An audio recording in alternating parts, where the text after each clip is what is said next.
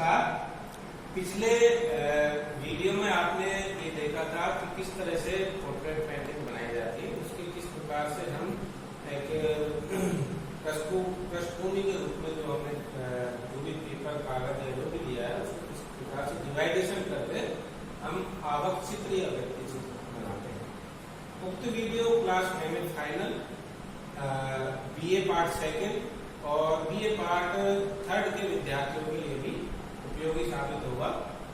आज हम इसमें बात करेंगे व्यक्ति चित्र भारतीय परंपरा में किस प्रकार से यह अस्तित्व में आया, व्यक्ति चित्र कैसे बनाए जाते हैं, उसकी क्या विशेषताएं होनी चाहिए, किन बातों का हमें ध्यान रखना इसमें आवश्यक है। तो सबसे पहले चित्रकला में व्यक्ति चित्र व्यक्ति के सादृश्य से संबंधित रखता है। उसकी आकृति पर उसकी जो आकृति है, उसकी जो बनावट है वो व्यक्ति के सादृश्यता से संबंध हो रखती है। एक सफल व्यक्ति चित्र के लिए हमें निम्न चीजों की या निम्न तथ्यों का इसमें ध्यान रखने की आवश्यकता है। सबसे पहले हम बात करेंगे कि इसमें जीवित प्रतिमान की सहायता से इसे चित्रित करना चाहिए। सीधा सा अर्थ यह है, जीवित प्रतिमान यानी किसी जीवित व्यक्ति को या प्राणी को आप बैठा के उसका मॉडल के रूप में प्रयोग करें और फिर उसके हाव भाव, उसकी बनावट, उसकी अस्थि पंजर या उसके किस प्रकार के उसका ऊपरी आवरण है जिसमें वस्त्राभूषण आदि सारी चीजें सम्मिलित होती हैं, उससे हमें इसकी सहायता से व्यक्ति चित्र का चित्रण करना चाहिए। तो व्यक्ति चित्र की श्रेणी में कौन सा चित्र आएगा? जिसमें जीवित प्रतिमान की सहायता से हमने उसको चित्रित किया है। सबसे पहली बात जीवित प्रतिमान।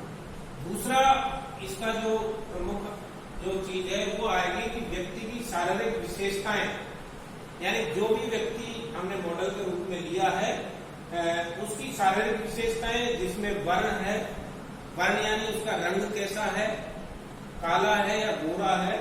दूसरा उसका मांसल्य यानी उसका शरीर कैसा है, अष्टपुष्ट है या उसकी किस तरह की शरीर में बनावट है, उसके मजबूत कंधे हैं या किस प्रकार के या कृशकाय शरीर वाला कोई व्यक्ति है।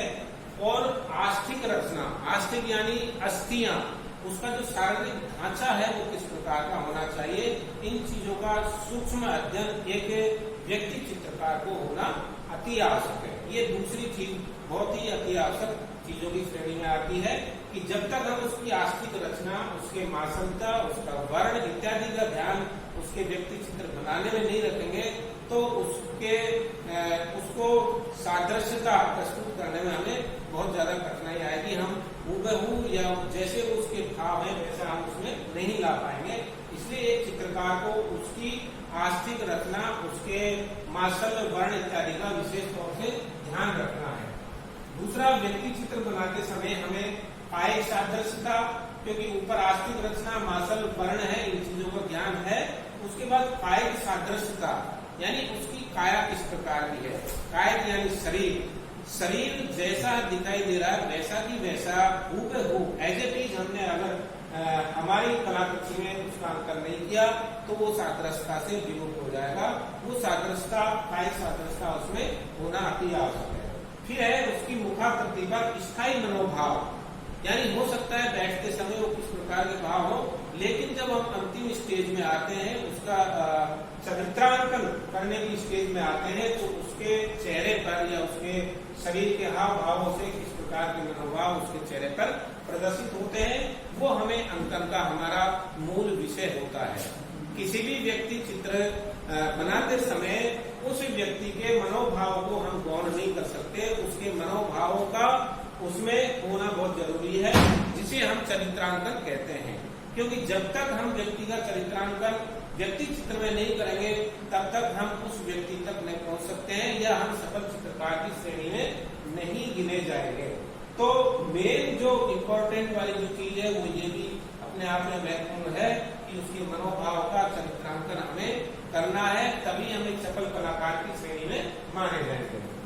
चौथा कोई बात है तो वो ये मानी जाएगी कि व्यक्ति की अभिरुचि के परिचय, यानी व्यक्ति अपनी विशेष अभिरुचि के अनुसार अपने परिधान पहनता है, अपने अलंकरण से मतलब है कि अपने गहने वगैरह या इस तरह के कुछ विशेष वस्त्र पहनता है और उपादान भी आ जाता है इसमें, तो उनका यथास्थिति चित्रण होना बहुत जरूरी है। इससे व्यक्ति के मनोभाव को चरित्रांकन करने में भी हमें सहयोग मिलता है, क्योंकि ये दोनों आपस में ज्वाइंट होते हैं, यानी व्यक्ति की पहचान कुछ हद तक हमारे विद्वान मानते हैं कि उसके परिधानों से, उसके अलंकरणों से, उसके वस्त्राभूषणों से आदि चीजों से पता लगती है। तो सूक्ष्म अध्ययन करने के पश्चात हम उसके परिधान, अलंकरण इत्यादि का भी इसमें चित्रांकन करेंगे, तभी एक सफल व्यक्ति चित्र हम बना पाएंगे। अगला जो है, जो जिस चीज का हमें ध्यान रखना है, वह पृष्ठभूमि के अंकन में परिवेश तथा वातावरण भी प्रदर्शित किया जाना चाहिए। पृष्ठभूमि देखो, किसी भी कलाकृति में 3 भूमियां मानी जाती है। ये द्विआयामी हमारे पास चित्रतल है, ये हमारा चित्रतल है जिस पर हम चित्राकृति या व्यक्ति चित्र बना रहे हैं, तो ये द्विआयामी होता है। इसके हम पृष्ठभूमि को अच्छी तरह से क्लियर कर दें कि यहाँ अगर हम कोई भी चित्र बना रहे हैं तो इसका जो बैक वाला जो हिस्सा है वो पृष्ठभूमि की श्रेणी में आता है। ऐसे करके हम इसको कलाकृति को अलग अलग संयोजन के हिसाब से, कंपोजिशन की दृष्टि से 3 भागों में बांट देते हैं। ये इसकी पृष्ठभूमि मानी जाती है। सबसे पीछे वाला जो हिस्सा होता है वो पृष्ठभूमि होता है, और बीच वाला जो हिस्सा है वो मध्य भूमि कहलाती है, और अंतिम जो अगला जो हिस्सा होता है उसको हम अग्रभूमि बोल सकते हैं। तो बच्चों, ये बिल्कुल आपको स्पष्ट हो गया होगा कि चित्र में पृष्ठभूमि का अंकन किस प्रकार से किया जाता है, उसका निर्धारण किस प्रकार से किया जाता है। तो जो भी हमारा जो आकृतियां हैं उसके जस्ट पीछे वाली जो भूमि होती है या चित्रतल होता है, या विभाजन के पश्चात जो चीज पीछे होती है वो पृष्ठभूमि कहलाती है। तो उसकी पृष्ठभूमि का परिवेश किस प्रकार का है, कहीं उसके पीछे कोई नदी घाटी नहीं है, कोई पेड़ पौधे इत्यादि है, तो वो भी आपको अंकन करना है। या फिर जैसे आपने देखा हुआ मोनालिसा का जो चित्र है, जो विख्यात, संसार में विख्यात माना जाता है, उसकी पृष्ठभूमि में एक लैंडस्केप बनाया गया है, यानी प्रकृति दृश्य बनाया गया है, वो उसकी पृष्ठभूमि है। तो पृष्ठभूमि का अंकन जिस स्थिति में मॉडल बैठा हुआ है उसके पीछे की अगर पर्दा है तो पर्दा बनाएंगे, अगर उसके पीछे आपको पेड़ पौधे दिखाई दे रहे हैं, पहाड़ दिखाई दे रहा है, या अन्य कोई वस्तु दिखाई दे रही है, तो वो पृष्ठभूमि का अंकन हमें करना है। यानी उस पृष्ठभूमि का परिवेश किस प्रकार का, वो इसमें जिससे वातावरण भी प्रदर्शित किया जाना चाहिए, उसके आसपास का वातावरण कैसा है, क्योंकि किसी भी मॉडल को चित्रित करते समय आसपास का वातावरण उसको प्रभावित करता है, इसलिए उसके आसपास के वातावरण को प्रदर्शित करना भी इसमें अहम भूमिका में रहता है। अगला जो पॉइंट है वो है कलाकृति में सजीवता का भान हो। कलाकृति में, यानी जो चित्र आपने बनाया है या जो व्यक्ति चित्र आपने बनाया है, उसमें सजीवता होना अति आवश्यक है। सजीवता मीन्स वो जीवित प्राणी लगे, यानी उसको हमें ऐसा एहसास दिलाए वो चित्र कि ये सांस ले रहा है, या ये अपना सिर घुमा रहा है, या फिर अन्य कोई क्रिया उसमें मग्न है। तो सजीवता का भान उसमें होना चाहिए, तभी आप एक सफल चित्रकार की श्रेणी में होंगे या व्यक्ति चित्र बनाने की श्रेणी में रखे जाओगे। उसका दूसरा ये है कि वो प्रस्तर मूर्ति की भांति स्थिर ना लगे। सजीवता अगर खत्म हो गई तो वो चित्र कैसा लगेगा, एक मूर्ति की भांति स्थिर खड़ी हुई मूर्ति की तरह वो दिखाई देगी। इसलिए कोई भी व्यक्ति चित्र प्रस्तर मूर्ति की तरह न बनाया जाकर उसमें सजीवता का आभास हमें दिखाना है। दूसरा जो महत्वपूर्ण बिंदु आपको ध्यान में रखना है एक व्यक्ति चित्र बनाते समय, वो ये है कि प्रस्तुत चित्र सफल कलाकृति हो। तो सफल कब माना जाएगा, जब आप ऊपर वाली जितनी भी सारी ये जो विशेषताएं बताई हैं उनका अगर आप ध्यान रखोगे तो ही वो एक सफल कलाकृति की श्रेणी में आएगी, और उससे किसी शैली का निर्धारण हो सके।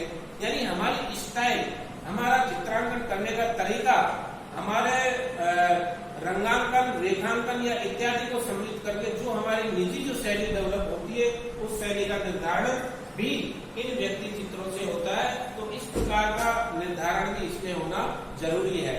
जैसे हम मुगल शैली में देखते आए या किसी विशिष्ट आर्टिस्ट का व्यक्ति चित्र देखते हैं तो उसमें उसकी शैली का निर्धारण हम स्वतः ही खोज लेते हैं। मानो एम.एफ. हुसैन की बात करें तो एम.एफ. हुसैन की शैली को हम दूर से ही या उसके चित्रित व्यक्ति चित्र को दूर से ही पहचान सकते हैं कि ये किसकी शैली है। तो उस शैली का निर्धारण भी उसमें अति आवश्यक हो जाता है। इन चीजों के पश्चात जब हम रचना विधि के अनुसार व्यक्ति चित्रों की बात करें तो हमारे सामने दो चीजें आती हैं। इनको दो भागों में हम बांट सकते हैं। एक तो रेखांकित व्यक्ति चित्र यानी स्केच पोर्ट्रेट। स्केच पोर्ट्रेट वो होता है जिसमें सिर्फ रेखाओं के माध्यम से किसी व्यक्ति का चित्र बनाया जाता हो और उसमें भी गिनी चुनी स्याही का प्रयोग किया जाता हो। जैसे हमारी भारतीय परंपरा में हम देखें तो हल्के लाल रंग से व्यक्ति चित्रों का चित्रांकन किया गया है, जबकि चीन और जापान के जो रेखा चित्र हैं उनको अगर देखा जाए तो उनमें ब्लैक स्याही का को यूज किया गया है। धीरे धीरे ये स्थिति आई कि धीरे धीरे होठ, आंखें, कान, नाक वगैरह में और कुछ रंगों का निर्धारण किया जाने लगा। इस प्रकार के चित्र हम मुगल शैली में अधिकतर देख सकते हैं, जिनको स्याह कलम यानी स्याही से बनाए गए चित्र की श्रेणी में रखते हैं। तो मुगल शैली में सबसे ज्यादा स्याह कलम चित्रों का चित्रण हुआ है। और दूसरी श्रेणी को हम जब देखते हैं तो उसमें रेखांकित या रंगीन व्यक्ति चित्र आते हैं, जिनको कलर्ड पोर्ट्रेट हम कह सकते हैं। कलर पोर्ट्रेट वो होते हैं जिनमें प्रथमतः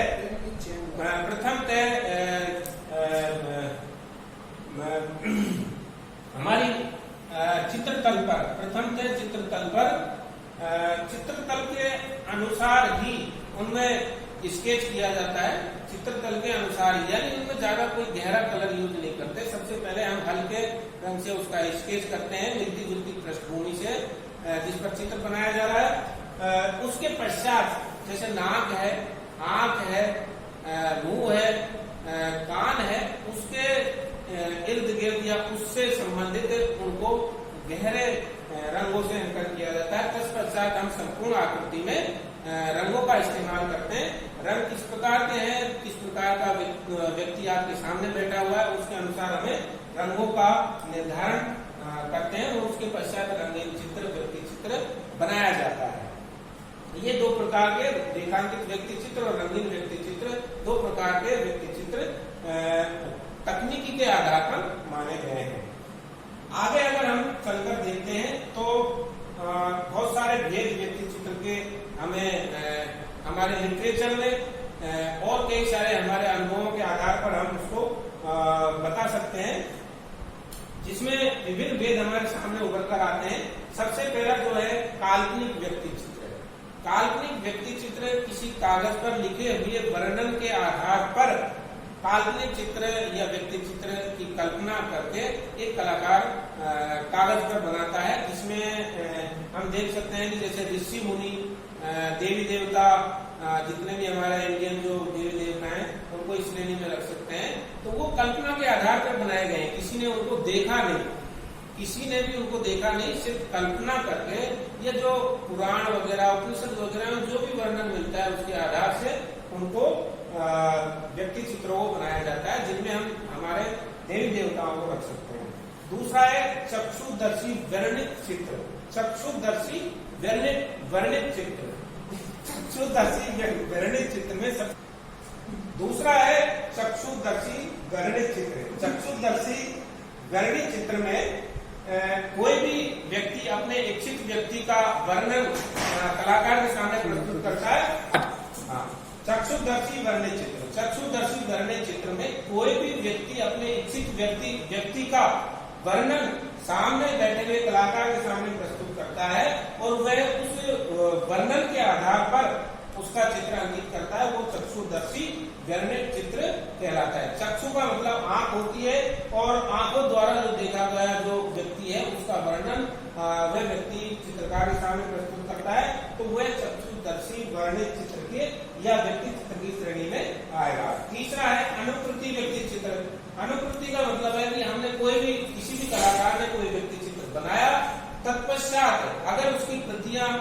कम नजर आई या वो चित्रकार मर गया या कैसे भी आप समझो इसको, तो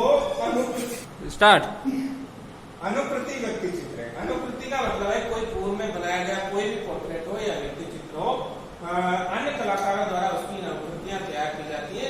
जैसे एक से अधिक संख्या में हमें कोई भी पोर्ट्रेट या व्यक्ति चित्र चाहिए तो उसकी अनुकृतियों के द्वारा हम व्यक्ति चित्र बनाते हैं, अनुकृति व्यक्ति चित्र कहलाता है। चौथा जो भेद है वो है द्रष्टव्य व्यक्ति चित्र। द्रष्टव्य व्यक्ति चित्र का मतलब है द्रष्टव्य यानी दिखाई देना, यानी किसी भी व्यक्ति कोई भी व्यक्ति पहले उस व्यक्ति को देख लेता है और अपनी प्रज्ञा शक्ति में उस देखे हुए व्यक्ति का रूप संग्रहित कर लेता है। उसके पश्चात वो किसी भी कलाकार को बताता है, तो प्रज्ञा शक्ति से देखा हुआ व्यक्ति चित्र जब चित्रकार बनाता है तो वो द्रष्टव्य व्यक्ति चित्र की श्रेणी में आता है। 5वें नंबर का जो भेद है वो है प्रतिबिंबित व्यक्ति चित्र। चित्रकार इसमें क्या करता है कि अपना स्वयं का प्रतिबिंब इसमें बनाने का प्रयास करता है। जैसे शीशे के सामने खड़ा हुआ चित्रकार खुद अपना पोर्ट्रेट बनाता है, वो प्रतिबिंबित व्यक्ति चित्र कहलाता है। कलाकार नहीं, कोई और अन्य व्यक्ति भी अपना प्रतिबिंबित व्यक्ति चित्र बना सकता है, लेकिन ये माना जाता है कि एक अच्छा कलाकार होने के बावजूद भी बहुत कम कलाकार इस में सफल हो पाते हैं कि वो अपना प्रतिबिंबित व्यक्ति चित्र बना सके। अगला जो भेद है वह जीवित प्रतिमान द्वारा चित्रित व्यक्ति चित्र।